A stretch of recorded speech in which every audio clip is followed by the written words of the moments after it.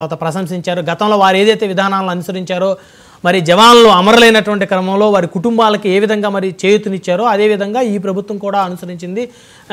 ఆయన ఇది సంతోషించదగ్గ విషయం అంటూ ప్రభుత్వాన్ని కూడా కొనియాడిన పరిస్థితి ఉంది. అదేవిధంగా ఆయన కూడా 25 లక్షల రూపాయల సహాయాన్ని వైఎస్ఆర్ కాంగ్రెస్ పార్టీ తరపు నుంచి ప్రకటించారు. గాదే గారు, సో ఎలా చూడాలి అంశాలని? బ్రహ్మనాయుడు గారు, ముందుగా మీకు అలానే ప్యానల్ ఉన్నటువంటి ఇతర పార్టీ నాయకులందరికీ కూడా పేరు పేరున నమస్కారం. దాన్ని చూడటం అంటే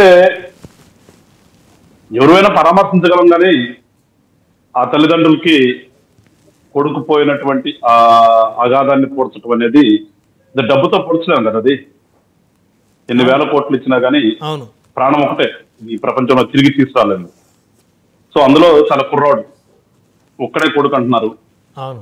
చాలా చిన్న వయసు, 23 ఏళ్ళు 24 ఏళ్ళు.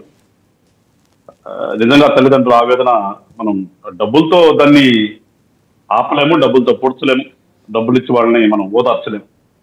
కాకపోతే ఏంటంటే ప్రభుత్వం పరంగా ఆదుకోవాలి, ఆ ప్రక్రియ వాళ్ళు చేస్తున్నారు. సో చనిపోయిన కుర్రాడికి అని తెలిసి ఆ డిపార్ట్మెంట్ నుంచి కూడా వస్తాయి. ఎంత వచ్చినా కానీ అది ఒక ఆస్పెక్ట్. అసలు ఆ డబ్బులు అనేది ఇక్కడ మనం చర్చించదగ్గటువంటి విషయమే కాదు నాకు తెలిసి. వాట్ ఐ ఫీల్ అది ఇక్కడ మనం మాట్లాడాల్సింది అతని యొక్క దేశానికి అతను రుణం తెచ్చుకున్నాడు అంతే. దేశంలో ఇన్ని కోట్ల మంది అన్నాం, ఇన్ని కోట్ల మందిలో మిలిటరీకి వెళ్ళటం అంటే అందరూ వెళ్ళలేరు, చాలా తక్కువ మంది వెళ్తారు. ఆ ధైర్యం ఉండాలి. ఇప్పుడు అందులో కొన్ని దేశాలు ఉన్నాయి, కొన్ని దేశాల మిలిటరీకి వెళ్ళొచ్చు, ఎందుకంటే వాళ్ళకి ఇలాంటి పరిస్థితులు లేవు.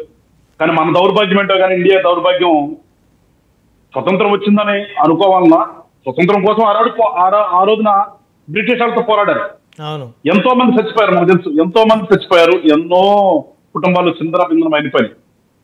కానీ స్వతంత్రం వచ్చిందని దెబ్బలు దచ్చుకునేటువంటి ఆనందం నాకు తెలిసి ఎప్పుడు లేదు. స్వతంత్రం ఇచ్చారు, ఇచ్చిన మర్నాడు నుంచే ఈ పాకిస్తాన్ విడిపోవటం అనేది ఇది ఒక ప్రక్రియ మొదలైంది. దీనికోసం కొన్ని వేల మంది చచ్చిపోయారు.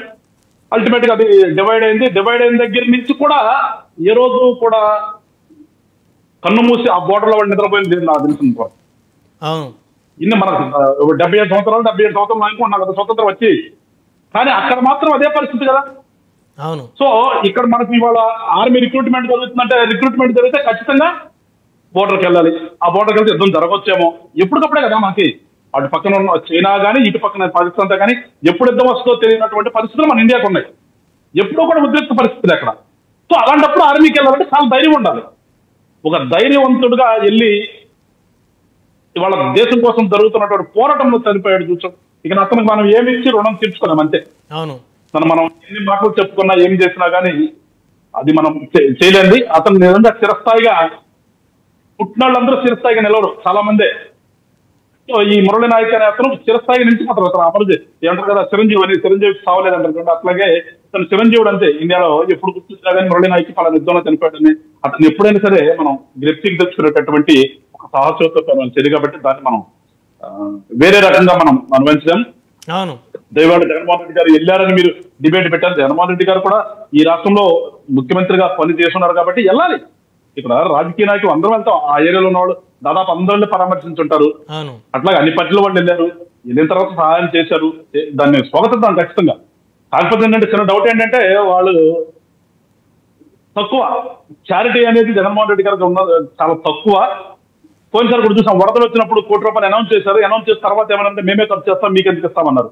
సో ఇలాంటి సందర్భాలు ఉంటాయి. కాబట్టి ఈ విషయంలో అయినా కానీ మేము ఖర్చు చేస్తాం వాళ్ళ కుటుంబానికి అనకుండా ఆ ఇచ్చేదేదో వాళ్ళకి ఇస్తే బాగుంటుంది. అందుమించి నేనైతే